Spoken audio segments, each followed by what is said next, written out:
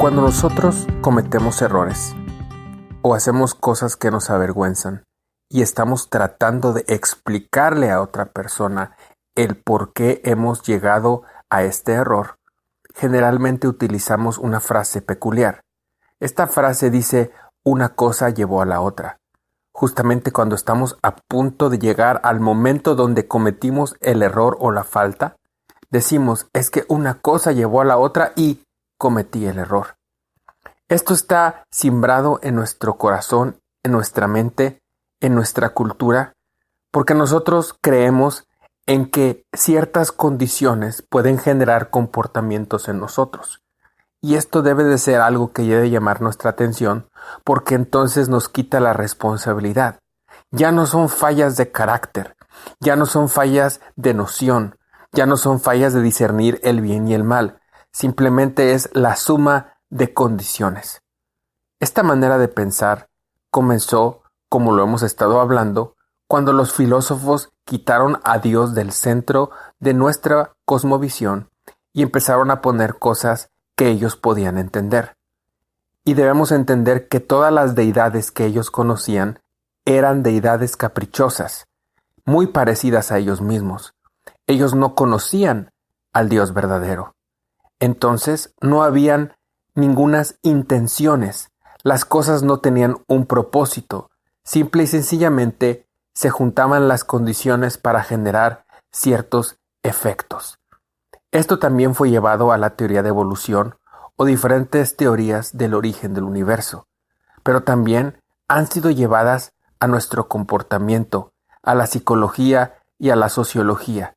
Ya no creemos en los propósitos, sino creemos en las cosas que por azar nos llevan a ser las personas que nosotros somos. La Biblia habla de una cosa completamente diferente. La Biblia habla de un propósito, y no solamente un propósito humano, sino un propósito divino en todo lo que existe, en todo lo que podemos ver, podemos sentir y podemos imaginar.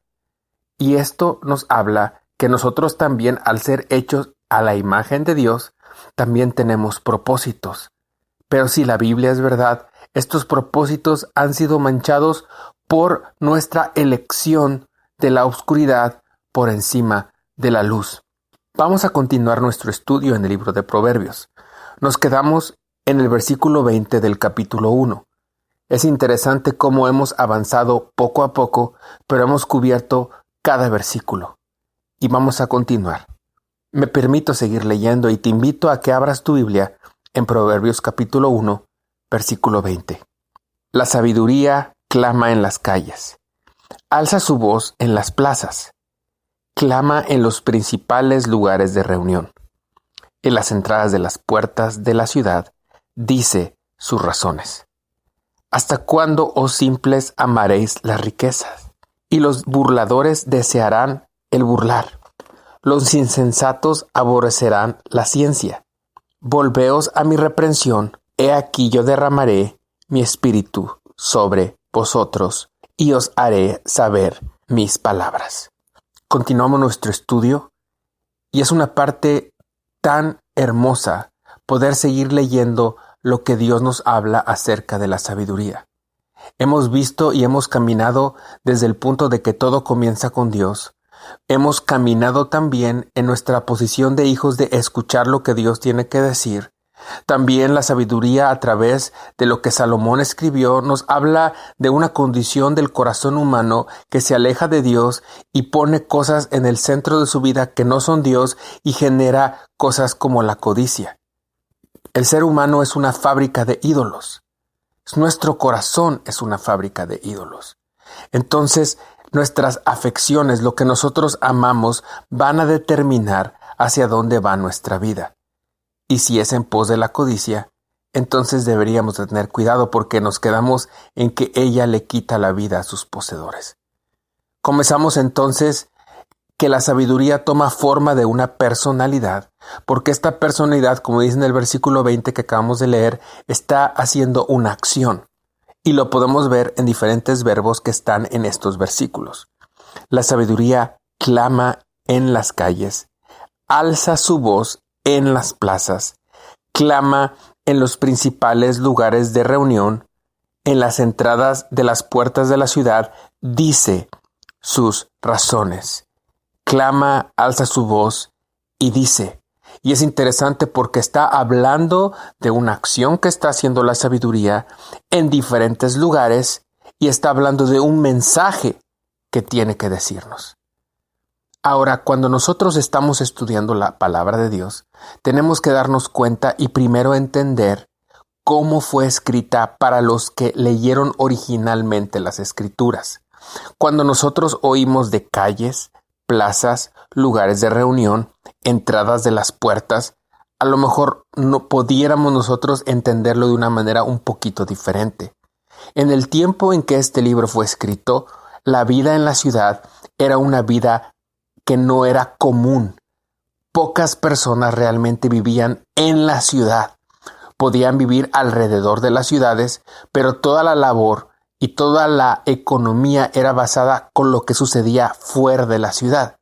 Y la ciudad venía a ser un lugar de reunión, un lugar donde tú ibas en pos de alguna cosa, a lo mejor a mercadear, a lo mejor a conseguir algo, a lo mejor a una situación religiosa, a una situación política. Y eso es diferente porque entonces las aglomeraciones en la ciudad de tiempo en tiempo eran de niveles altos, más o menos como lo que ahora lo pudiéramos ver como las metrópolis. En mi caso solamente conozco una metrópoli que me llama la atención mucho por su tamaño, que es la Ciudad de México. Y cuando el tiempo es propicio, tú estás en el centro de la Ciudad de México y realmente la aglomeración es demasiada. Tienes muy poco espacio personal y tienes pocas posibilidades de disfrutar lo que hay alrededor. Hay demasiadas distracciones. Hay gente queriéndote vender cosas. Hay señales de tránsito que debes de obedecer. Hay instrucciones de a lo mejor algún agente de la policía que tienes que acatar. También tienes que tener cuidado de las personas que están caminando a tu alrededor porque puedes tropezar con ellas o en un caso debido o indebido puedes llegar a perder algún objeto porque lo robaron de tu bolsa. Entonces realmente las distracciones son muchísimas y a lo mejor a su debida proporción la ilustración que nos está dando Salomón en esta ocasión es que la sabiduría está en un lugar de muchísimas distracciones. Aún así, la sabiduría alza su voz, la sabiduría clama y la sabiduría tiene algo que decir. Y esto es muy importante porque tenemos que ver que según Dios la sabiduría está en medio de tu vida. La sabiduría está a la mano cuando tienes que tomar decisiones. La sabiduría no está solamente en los rituales de una religión. La sabiduría no está solamente ni siquiera en las aulas de una universidad, que es muy importante. Que la educación tiene su adecuada proporción de importancia, pero la educación no puede ser el fundamento de una persona en cuanto a el conocimiento del bien y el mal y cómo vivir una vida buena delante de Dios.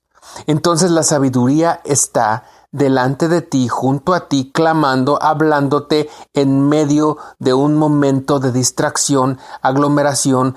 Y esto es importante cuando todas las demás cosas están queriendo llamar tu atención. Y ahí está. Y dice sus razones. Lo podemos ver en el versículo 21, la segunda parte, en las entradas de las puertas de la ciudad. Dice sus razones. Y las entradas de las puertas de la ciudad era el lugar donde los ancianos de cada comunidad se juntaban para dar fe a lo mejor a algún juicio, dar fe de un negocio o tomar decisiones importantes. Y ahí, en ese momento donde se ha de tomar una decisión, la sabiduría está presente diciéndote sus razones. Ahora es interesante ver las razones que habla la sabiduría. ¿Cómo está armando su discurso la sabiduría? Y muchas veces cuando nosotros queremos relacionar lo que Dios tiene que decir con lo que acostumbramos nosotros escuchar en nuestros medios de comunicación, nos damos cuenta que la sabiduría no se parece mucho a lo que llegamos a escuchar, porque no es un mensaje que cumple nuestros estándares mercadológicos. Fíjate lo que tiene que decir. Comenzamos en el verso 22. ¿Hasta cuándo, oh simples, amaréis la simpleza? Y los burladores desearán el burlar. Y los insensatos aborrecerán la ciencia. Hay un paralelo en las Escrituras, en el Nuevo Testamento, cuando lo podemos leer en Mateo capítulo 3. Mateo capítulo 3 empieza a contarnos la historia de un personaje peculiar, un personaje que, a diferencia de la sabiduría, hablaba en el desierto y tenía un mensaje muy particular y especial, pero también adecuado para el momento y el tiempo en el que estaba siendo dicho. Mateo está hablando del personaje de Juan el Bautista y lo describe de la siguiente manera. En aquellos días vino Juan el Bautista, predicaba en el desierto de Judea, y diciendo: arrepentíos, porque el reino de los cielos se ha acercado. Pues este es aquel de quien habló el profeta Isaías cuando dijo: voz del que clama en el desierto, preparad el camino del Señor, enderezad sus sendas. Y Juan estaba vestido de pelo de camello y tenía un cinto de cuero alrededor de sus lomos y comía langostas y miel silvestre. Esto es algo muy peculiar, muy particular, pero en lo que me quiero centrar es en la localidad donde estaba hablando y el mensaje que estaba dando. Número 1, era en el desierto. Y en la forma en la que está queriendo ser dicho este mensaje, es un mensaje donde es difícil que sea escuchado. Una voz que clama en el desierto generalmente es difícil que pueda ser escuchada, porque no hay quien escuche. Al igual que un mensaje que es dicho en una aglomeración de personas, es difícil que pueda ser escuchado, porque cuando tú estás en medio de una aglomeración, lo que puede suceder es que tú bloqueas tus oídos y solamente escuchas lo que a ti te interesa. Entonces es un mensaje que está siendo dicho, pero solo algunos cuantos van a poder escuchar. Y el mensaje es muy particular, pero también es similar. Tanto la sabiduría como Juan el Bautista decía: arrepentíos, porque el reino de los cielos se ha acercado. Y la sabiduría, de alguna manera u otra, está diciendo: ¿hasta cuándo, oh simples, amaréis la simpleza? Y los burladores desearán el burlar. Y los insensatos aborrecerán la ciencia. Está haciendo una pregunta y está diciendo: ¿hasta cuándo vas a continuar con este camino errado? Y podemos entender lo que la sabiduría está diciendo cuando entra este complemento del versículo 23. Volveos a mi reprensión. Arrepentíos. Eso es lo que quiere decir. Y digo arrepentíos porque es lo que decía Juan el Bautista. Arrepentíos, volveos a mi reprensión. Y la palabra reprensión es básicamente instrucción. Y sí tiene que ver con corrección cuando estás haciendo algo mal que alguien te dice no. Pero ahora incluso vivimos en una sociedad donde está mal decir que no. No le digas que no a tu hijo porque puede traumarse. Y aquí Dios está hablando: volveos a mi reprensión. Y lo que viene a continuación es algo que pudiera ser pasado por alto si no pudiéramos observar con detenimiento la Escritura y entender lo que nos quiere decir. Dice: he aquí, yo derramaré mi espíritu sobre vosotros y os haré saber mis palabras. Esta escritura es muy importante para nosotros porque podemos llegar a entender algo importante. La palabra he aquí no tiene mucha profundidad en el idioma español. Y cuando tú lo lees así puedes decir: bueno, pues he aquí, y ni siquiera lo ves, te pasas de largo y no puedes a lo mejor entender la riqueza que tiene al ver cuando Dios dice he aquí. Y por eso es importante también cuando leemos la Escritura que podamos nosotros encontrar algún paralelo a la luz de lo que toda la Escritura nos tiene que decir. Ahora, lo podemos nosotros entender en el libro de Isaías, capítulo 7, versículo 14. Por tanto, el Señor mismo os dará señal. He aquí que la Virgen concebirá y dará a luz un hijo y llamará su nombre Emmanuel. Esto es importante porque en muy pocas ocasiones se da este he aquí en las Escrituras. Realmente no está tan repetido en las Escrituras y lo podemos encontrar en pocos lugares. Y entonces, cuando es algo que es repetido en pocas ocasiones, quisiéramos entender que tiene algo muy importante que decirnos. Entonces vimos ahí en Isaías capítulo 7, versículo 14, cuando Dios dice: He aquí la Virgen concebirá y dará a luz un hijo y llamará su nombre Emmanuel. Esto es interesante porque lo que está hablando es una profecía acerca de la venida de nuestro Señor Jesucristo. Es un he aquí muy importante.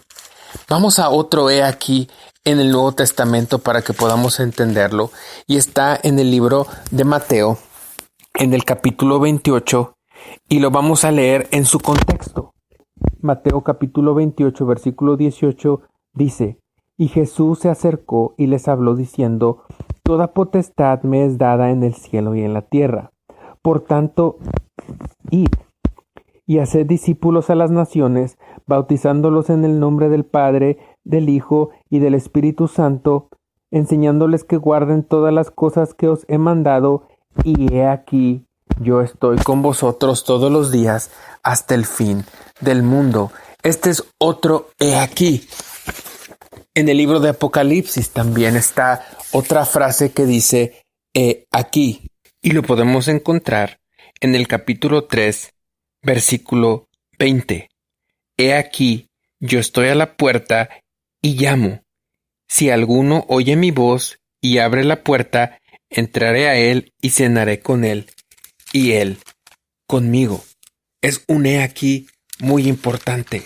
Dios está hablando, está diciéndonos una promesa. También en Apocalipsis, capítulo 22, versículo 12, dice: He aquí, yo vengo pronto y mi galardón conmigo.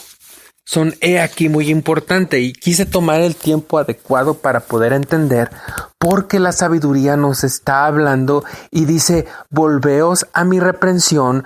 He aquí, yo derramaré mi espíritu sobre vosotros y os haré saber mis palabras. Es algo impresionante que estamos viendo, que lo que está hablando aquí la sabiduría está hablando de un arrepentimiento que viene en nuestro corazón al nosotros estar realmente hastiados de nuestra vida, hastiados de nuestros consejos, hastiados de nuestra simpleza, de nuestra burla, de nuestra insensatez, y escuchamos en medio del tumulto, en medio de toda la algarabía, escuchamos la voz de Dios que nos dice: volveos. Vuélvete. Aquí estoy. Está Dios con sus brazos abiertos diciendo: vuélvete a mí. Volveos a mí. Volveos a mi reprensión. Y he aquí, yo derramaré mi espíritu sobre vosotros y os haré saber mis palabras. Y esto tiene todo que ver con lo que el profeta Joel dijo en el capítulo 2, en el versículo 28, donde dice que en aquel tiempo Dios derramaría de su espíritu sobre toda carne. Esto es una promesa la cual estaba dicha, es la promesa que Jesús dice, la promesa del Padre. Y dice que derramaría de su espíritu sobre sus siervos y sobre sus siervas, antes de que venga el día del Señor. Entonces Dios está hablando de que iba a cumplir su promesa de estar con nosotros. ¿Y de qué manera habría de estar con nosotros cuando Él iba a ascender? Él lo dijo: voy a enviar otro consolador, quien les hable. Está hablando de la obra de la tercera persona de la Trinidad, el Espíritu Santo. Y es impresionante ver esta promesa en el libro de Proverbios. La sabiduría comienza con Dios, la sabiduría comienza poniendo nuestros ojos en Él, entendiendo cuáles son nuestros afectos en nuestro corazón. Todo aquello que no sea Dios en el centro de nuestro corazón nos va a quitar nuestra vida, y cuando nos arrepentimos de eso, entonces podemos darnos cuenta que Dios tiene una promesa para que podamos vivir nuestra vida como Él quiere, la promesa del Espíritu Santo, la promesa que fue dada en el día de Pentecostés. Y se dice que fue dada en el día de Pentecostés por lo que podemos leer en Hechos capítulo 2, cuando estaban los discípulos en el día del Pentecostés juntos, y podemos entender algo muy peculiar de la fiesta de Pentecostés. Aproximadamente 50 días después de haberse dado la Pascua, el pueblo de Israel recibiría la ley conocida como el Decálogo, donde son los 10 mandamientos y donde Dios daba a conocer su carácter moral, y daba a conocer cómo quería que sus hijos se comportaran de acuerdo a esta ley. Y entonces Pentecostés era la celebración de cuando Dios, después de la Pascua, después de haber salido de Egipto, de ser esclavos, ahora estaban ya en el desierto como sus hijos y recibían su ley. ¿Y qué tiene que ver ahora nuestro Pentecostés en la celebración de esta ley? Que ahora, gracias a que el Espíritu Santo vive dentro de nosotros, nosotros podemos cumplir por gracia la ley de Dios en nuestras vidas. Porque la justicia de Cristo es derramada en nuestros corazones, y ahora podemos, a través de su Espíritu, ser transformados para ser hechos a la imagen de Cristo. Y aquí lo dice: volveos a mi reprensión, he aquí yo derramaré mi espíritu sobre vosotros y os haré saber mis palabras. Lo vas a entender. Y es algo hermoso que Dios está haciendo en nuestra vida el día de hoy. Y la pregunta está abierta: ¿hasta cuándo? ¿Hasta cuándo vamos a vivir de la manera en que hemos vivido, perdidos en nuestra burla, en nuestra insensatez y en nuestra simpleza? ¿Hasta cuándo? ¿Por qué habrías de ser la misma persona, siendo que Dios te está dando la oportunidad de arrepentirte, de volver, de regresar? Ahora, esto es algo muy interesante, porque los versículos que siguen a continuación hablan de algo que también es la opción opuesta a escuchar a Dios y volverte a su reprensión. Porque dice versículo 24: por cuanto llamé y no quisisteis oír, extendí mi mano y no hubo quien atendiese, sino que desechasteis todo consejo mío y mi reprensión no quisisteis. También yo me reiré en vuestra calamidad y me burlaré cuando os viniere lo que teméis. Cuando viniere como una destrucción lo que teméis, y vuestra calamidad llegare como un torbellino, cuando sobre vosotros viniere tribulación y angustia, entonces me llamarán y no responderé, me buscarán de mañana y no me hallarán, por cuanto aborrecieron la sabiduría y no escogieron el temor de Jehová, ni quisieron su consejo, y menospreciaron toda reprensión mía. Comerán del fruto de su camino y serán hastiados de sus propios consejos. Pon atención a esto, porque el desvío de los ignorantes los matará, y la prosperidad de los necios los echará a perder. Después de ver la promesa tan hermosa de Dios que derramaría su espíritu sobre nosotros, ahora entramos a una imagen realmente lúgubre, donde vemos algunas características indeseables. No nos podemos imaginar lo que Dios está hablando, pero es algo cierto. Lo está mencionando la Biblia, y realmente yo hubiera querido incluso brincarme estos versículos, porque ahora estamos viendo algo tan oscuro, algo que es como una amenaza. Y tenemos que entender que la gravedad de escoger el no escuchar es latente, es real, y es algo de lo que tú no quieres tomar lugar en el momento en que Dios levante la oportunidad y ya no haya más remedio. Es algo que tú tienes que entender, que esta gracia, esta oportunidad, esto que algunas personas dicen, es que lo que a veces escucho de Dios es algo tan barato. Todos mis pecados, todas las cosas que me dieron, ¿a poco nada más con creer? Bueno, es una opción que tú tienes de creer, pero esa opción algún día se levantará. Esa opción un día no más será dada. Y estamos viendo una opción tan terrible. Una opción que está hablando de que vas a llamar a Dios y Él no te va a escuchar. Y muchas personas el día de hoy están menospreciando lo que Dios tiene que decir y no se dan cuenta la gravedad de esto. Fíjate lo que dice Segunda de Crónicas, hablando de Israel, pero también tiene que ser comparado con nosotros. Dice, mas ellos hacían escarnio de los mensajeros de Dios. Escarnio, acuérdate que es burla. Y menospreciaban las palabras, burlándose de sus profetas, hasta que subió la ira de Jehová contra su pueblo y no hubo ya más remedio.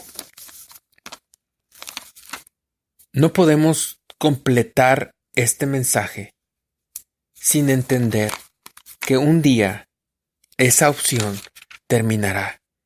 Y la única opción es que nosotros entremos en un momento de juicio. Ahora repito, esto es lo que dice la Escritura. Y esto es sabiduría. De acuerdo a lo que estamos leyendo, es sabio entender la promesa de Dios que quiere vivir dentro de ti para que puedas cumplir su ley, pero también si no lo haces, hay un día en que esa bendición será terminada y si no estás dentro de la voluntad de Dios, en su temor, lo peor, lo que más temías, lo que no puedes imaginar, te va a suceder.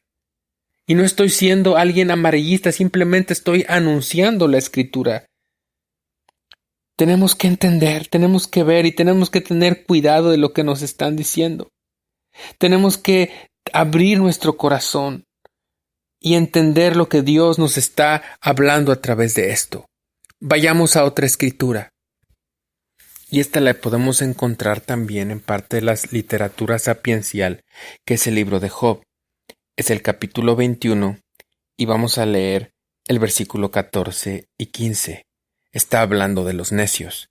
Dicen pues a Dios, apártate de nosotros, porque no queremos el conocimiento de tus caminos. ¿Quién es el Todopoderoso para que le sirvamos? ¿Y de qué nos aprovechará si oramos a Él? Quiero que te des cuenta el grado de arrogancia de estas personas. ¿Quién es Dios? Y realmente así lo podemos ver. Muchas personas cuando escuchan algo así dicen, para nada, ¿sabes qué? Dios es un estorbo. Dios me estorba, apártate de mí, déjame en paz, déjame. Incluso manotean a Dios, déjame en paz, déjame vivir mi vida como yo quiero, déjame hacer lo que yo quiero. Vamos a también conectarlo con lo que habla el Salmo 1 y Salmo 2. Dice, bienaventurado el varón que no anduvo en consejo de malos, ni anduvo en camino de pecadores, ni en silla de escarnecedores se ha sentado, sino que en la ley, en lo que Dios tiene que decir, en la ley de Jehová está su delicia, y en su ley medita de día y de noche. Y empieza a hablar, será como árbol plantado junto a corrientes de agua que da su fruto a su tiempo y su hoja no cae. Ahora ve lo que dice el Salmo 2, que es muy parecido a lo que estamos escuchando. ¿Por qué se amotinan las gentes y los pueblos piensan cosas vanas? Se levantarán los reyes de la tierra y los príncipes consultarán unidos contra Jehová y contra su ungido. Dice, rompamos sus ligaduras y echemos de nosotros sus cuerdas. Vamos a romper ese yugo de religión, vamos a romper todas esas cosas, vamos a ser libres, vamos a proclamar el liberalismo. Y lo que dice Dios en el versículo 6, pero yo he puesto mi rey sobre Sión, mi santo monte. Y fíjate, versículo 4, justo antes, el que mora en los cielos se reirá, el Señor se burlará de ellos. ¿Por qué? porque han despreciado que Dios, más allá de darnos todas las bendiciones que se pueden conocer como gracia común. ¿Y qué es gracia común? El sol todas las mañanas, la brisa matinal, todas las fiestas a lo mejor familiares que pueden tener gente buena y gente mala, todo lo que disfrutamos los seres humanos sin importar nuestro grado de conocimiento y temor a Dios. Eso es gracia común.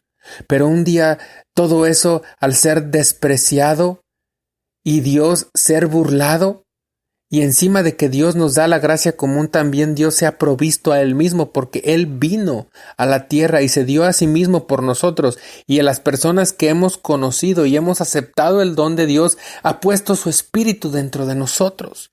Pero hay personas que lo desprecian, y el desprecio está relacionado y ligado y es proporcional al valor de lo que ha sido despreciado. Y cuando una persona desprecia a Dios, ese desprecio es letal. Y por eso quiero que continuemos. Y fíjate lo que dice el versículo 32. Porque el desvío de los ignorantes los matará, y ve esto, y la prosperidad de los necios los echará a perder. Aquí no estamos hablando de pragmatismo ni humanismo. Hay muchas personas en este momento que les está yendo increíblemente bien, y a los ojos de los hombres pudiera ser que son sumamente sabias, pero a los ojos de Dios son personas necias. Por ejemplo, gente que pueda tener un doctorado en humanidades, que no puede llevarse bien con nadie porque no tienen ningún tipo de corazón afable para con otras personas, gente con doctorados en consejería que quieren suicidarse, gente con toda la educación del mundo para consejería matrimonial que tienen 3, 4 divorcios. Personas que estudian para medicina pero se dedican después a matar gente. Estamos hablando de la incongruencia del ser humano junto a la santidad de Dios. Y Dios te está ofreciendo una manera de vivir para que tú puedas estar completo. Y por eso la prosperidad aparente te va a echar a perder. Porque vas a decir, no necesito nada. Realmente no necesito nada. Y me gustaría que leyéramos este verso también. Un versículo relacionado a lo que estamos hablando, a esta grave burla y a este desconocimiento de la realidad. Fíjate lo que dice Apocalipsis, y estamos hablando de Apocalipsis capítulo 3. Y en el versículo 17, Dios le está hablando. Y Dios está diciendo lo que dice cierto tipo de personas. Y dice, porque tú dices yo soy rico, y me he enriquecido, y de ninguna cosa tengo necesidad. ¿Y no sabes que tú eres un desventurado, miserable, pobre, ciego y desnudo? Por tanto, yo te aconsejo que de mí compres oro refinado en fuego, para que seas rico, y vestiduras blancas para vestirte, y que no se descubra la vergüenza de tu desnudez, y unge tus ojos con colirio, para que veas. Yo reprendo y castigo a todos los que amo. Sé pues celoso y arrepiéntete. Y esto es una imagen muy clara. A lo mejor tú dices ahorita, yo no tengo necesidad de nada, y no es para que vivas en culpa y en miedo todo el momento. Acuérdate que estamos hablando que el temor a Dios es una reverencia correcta, una piedad correcta, que le reconoces como Dios, que sabes que tú y Él, aunque tú estás hecho a su semejanza, no eres igual a Él, Él es Dios. Y entonces Dios te está diciendo, cuidado de cómo te ves a ti mismo. Porque en el momento en que tú estás despreciando, en el momento que tú no estás escuchando, corres el peligro de estar en la condición de una persona que su bienestar y su seguridad te va a echar a perder. Versículo 32, en la segunda parte, y la prosperidad de los necios los echará a perder. Esa palabra prosperidad también tiene que ver con seguridad. Y mientras estaba leyendo todos estos versículos de esta imagen tan terrible, fíjate, quiero que veas cuántas veces habla de aborrecer, que no escoges el temor a Dios, que menosprecias. Y Dios está hablando que poco a poco. Versículo 31, si lo tienes ahí en el capítulo 1, dice que vas a comer el fruto de tu camino y te vas a hastiar de tus propios consejos. Es momento que tú tomes un tiempo y dejes de escucharte a ti mismo y comiences a predicarte a ti mismo. Háblale a tu alma. Fíjate cómo lo hacía David en el Salmo 103. Bendice alma mía a Jehová y bendiga todo mi ser a su santo nombre. Claro que hay salmos donde la angustia de David era tal que él hablaba de lo que estaba sintiendo, pero tarde que temprano él regresaba a reconocer a Dios y ver su grandeza y su majestad. Y es algo que tú tienes que hacer. Porque de alguna manera u otra, si no lo haces, va a llegar un momento donde vas a ser hastiado de tus consejos. Cerramos este estudio en el capítulo 1, versículo 33. Mas el que oyere habitará confiadamente y vivirá tranquilo, sin temor del mal. ¿Por qué habrías de continuar tu vida de la misma manera cuando Dios está dándote de su Espíritu? En la Biblia se le llama la promesa del Padre. Muchos de nosotros hemos sido enfrentados a ya sea que te hayan hecho promesas que no se cumplieron o tú hayas hecho promesas que no cumpliste. Pero aquí estamos hablando del Dios del cielo, Dios de la tierra, que años, siglos antes de que hubiera un día de Pentecostés, Él prometió que habría un día donde su Espíritu iba a morar otra vez dentro del hombre. De la misma manera, cuando el hombre fue formado, y dice la Biblia que Dios puso aliento de vida en él, de la misma manera, al ser regenerado en Cristo el hombre, viene el Espíritu Santo para Dios habitar junto con toda su plenitud en tu corazón.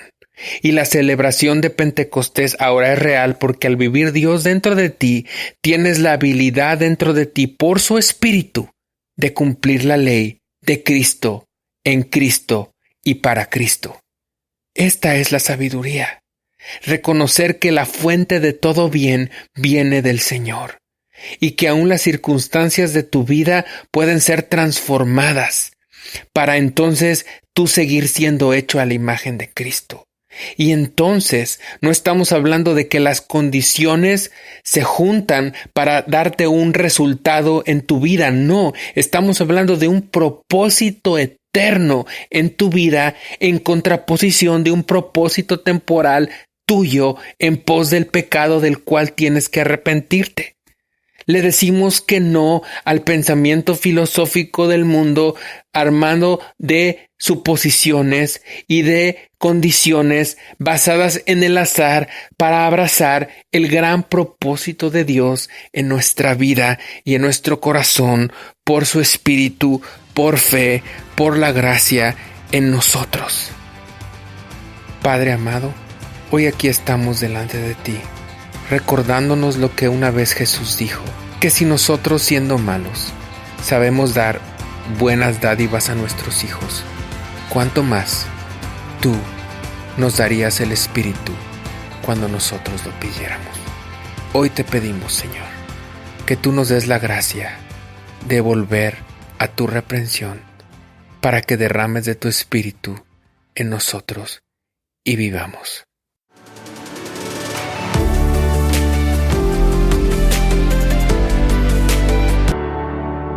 Lux.